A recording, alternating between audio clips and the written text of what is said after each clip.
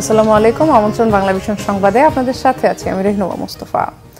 বাংলাদেশের সাবেক সেনাপ্রধান জেনারেল আজিজের বিরুদ্ধে ভিসা নিষেধাজ্ঞাকে গণতন্ত্র ও আইনের শাসনের প্রতি যুক্তরাষ্ট্রের প্রতিশ্রুতির প্রতিফলন বলেছেন মার্কিন প্রতিরক্ষা দপ্তর পেন্টাগনের মুখপাত্র জেনারেল প্যাট রাইটার। স্থানীয় সময় মঙ্গলবার পেন্টাগনের সংবাদ সম্মেলনে বাংলাদেশের দুর্নীতি ও নিষেধাজ্ঞা প্রসঙ্গে প্রশ্নের জবাবে জেনারেল রাইটার যুক্তরাষ্ট্রের অবস্থান ব্যাখ্যা করেন। তিনি জানান, এবছরের মে মাসে জেনারেল আজিজের উপর ভিসা নিষেধাজ্ঞা দিয়েছে মার্কিন পররাষ্ট্র দপ্তর। বাংলাদেশের গণতান্ত্রিক প্রতিষ্ঠান ও আইনের শাসন শক্তিশালী করতে এটি যুক্তরাষ্ট্রের প্রতিশ্রুতির জোরালো প্রতিফলন বলে দাবি করেছেন জেনারেল রাইটার। বলেছেন, দুর্নীতি রোধে নেওয়া পদক্ষেপগুলো সমর্থন করে পেন্টাগন। রাইটার আরও জানান, বাংলাদেশের সঙ্গে যুক্তরাষ্ট্রের ঘনিষ্ঠ দ্বিপাক্ষিক সামরিক সহযোগিতার সম্পর্ক এবং অভিন্ন স্বার্থ ও মূল্যবোধের ভিত্তিতে অংশীদারিত্ব আছে। আগের দিন মার্কিন পররাষ্ট্র দপ্তরের সংবাদ সম্মেলনে বাংলাদেশের পুলিশ সার্ভিস অ্যাসোসিয়েশনের বিবৃতির নিন্দা জানানো হয়। বলা হয়েছে, সাংবাদিকদের দায়িত্ব পালনে যে কোনো ধরনের হয়রানি ও ভীতি প্রদর্শনে যুক্তরাষ্ট্রের আপত্তি আছে। দুদফার বন্যায় সিলেট সীমান্তের নদী তীরবর্তী গ্রামের বাসিন্দারা সর্বস্ব হারিয়েছেন। উজান থেকে নেমে আসা পাহাড়ি ঢলের তীব্র স্রোতে ভেসে গেছে বাড়িঘর, বসবাসের অনুপযোগী হয়ে পড়েছে গ্রামের পর গ্রাম। ক্ষতিগ্রস্তদের তালিকা তৈরি করে বাড়িঘর মেরামতের সরকারি বরাদ্দের অপেক্ষায় দুর্গতরা। সিলেট থেকে দীপু সিদ্দিকীর তথ্য ছবিতে ডেস্ক রিপোর্ট। গত ২৯ মে আর ১৫ জুন পর্যন্ত দুই দফা বন্যায় সিলেটের গোয়াইনঘাট কোম্পানিগঞ্জ পর্যন্ত অন্তত ১০টি উপজেলা প্লাবিত হয়েছে। রাস্তাঘাট বাড়িঘর তলিয়ে ক্ষতিগ্রস্ত কয়েক লাখ মানুষ। বন্যার পানি কিছুটা কমতে শুরু করায় ভেসে উঠেছে ক্ষতচিহ্ন। বানের পানির তোড়ে রাস্তাঘাটের যেমন ক্ষতি হয়েছে, তেমনই নষ্ট হয়েছে নদী তীরবর্তী বিভিন্ন স্থাপনা ও বাড়িঘর। আশ্রয় কেন্দ্র থেকে ফিরেই বিপাকে পড়েছেন সব হারানো মানুষগুলো। এখন মাথা গোজার ঠাইও নেই তাদের। চুনাই চাউলও নাই, ডাইলও নাই, গরুর মাঝে কোনটা নাই, বন্যা খালি পানি খাইতাম নি। বুধবার জাগা নাই, বন্দল বেটা ওরা আমি বেমারি বেটা কেউ কোনটা দিছি বলছে না আমরা রে বাবা, কোনটা পাইছি বলছে না, মাঠে ছাত্র হয়েছে আগরে দ্বারা লাখু দিলিছে দুয়ারে উড়ে বেড়া উড়া কোনটাও নাই, ওগুলা আছে ওনা আরে বন্দর মাথা খানো কোনটা পাইছি হয়েছি না সরকার তাকে।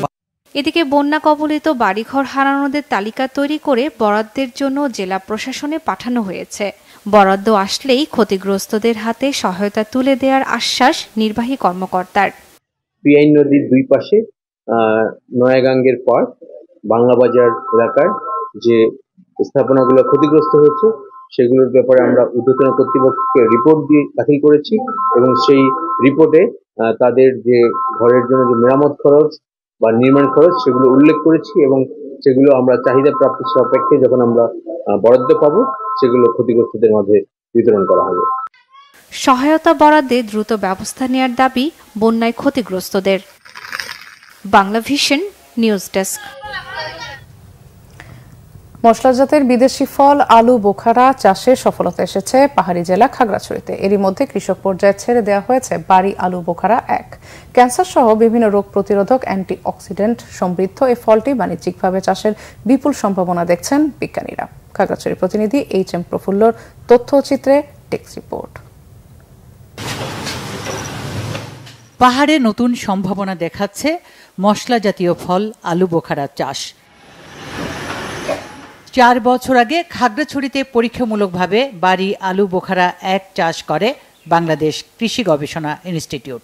এখন প্রতিটি গাছে ১৫ থেকে ২০ কেজি করে ফলন এসেছে। সফলতা পেয়ে আলু বোখারা চাষে আগ্রহ দেখাচ্ছেন অনেক কৃষক। আরও যদি ওই আমাদের পাহাড়ি কৃষি গবেষণা বৈজ্ঞানিক কর্মকর্তা আর যদি আমাদেরকে আরো সহযোগিতা করলে আরো ভালো।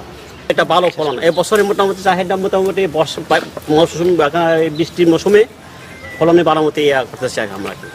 কৃষি বিজ্ঞানীদের মতে পাহাড়ের আবহাওয়া আলু বোখারা চাষে খুবই উপযোগী। পাহাড়ি অনাবাদি পতিত জমিতে চাষ করলে উৎপাদনশীলতা বাড়বে এর। বাড়ির উঠানেও এই ফল চাষ করা যায়, হতে পারে বাণিজ্যিক চাষাবাদও। ৪ বছর আগে আমরা বাড়ি আলু বোখারা আলু বোখারা ১ এর চাষাবাদ শুরু করেছি।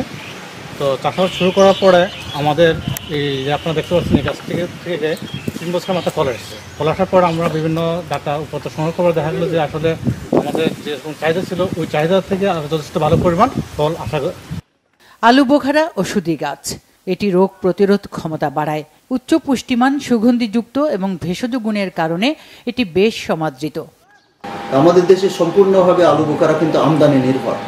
সেই আমদানি নির্ভরতা কমানোর জন্য আমাদের বাংলাদেশ কৃষি গবেষণা ইনস্টিটিউটের বিজ্ঞানীরা দীর্ঘদিন ধরে গবেষণা করে বাড়ি আলু বোখারা এক জাতটা আপনার উদ্ভাবন করেছে। এটা সারা বাংলাদেশেই চাষযোগ্য, বিশেষ করে বাংলাদেশের যে পাহাড়ি অঞ্চলের কৃষকদের বাড়ির আঙিনায় এটা সহজেই চাষ করতে পারে।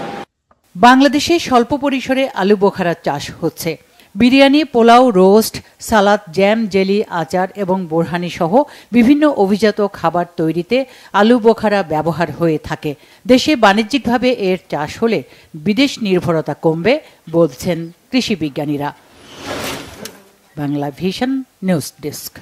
এই ছিল এখনকার মতো। পরের সংবাদ বেলা 12টায় দেখার আমন্ত্রণ রইল। এছাড়া বাংলা ভিশন সংবাদ ও সংবাদ সংশ্লিষ্ট অনুষ্ঠান দেখতে ভিজিট করুন www.bvnews24.com, facebook.com/banglavisionnews এবং সাবস্ক্রাইব করুন youtube.com/banglavisionnews। ধন্যবাদ সবাইকে।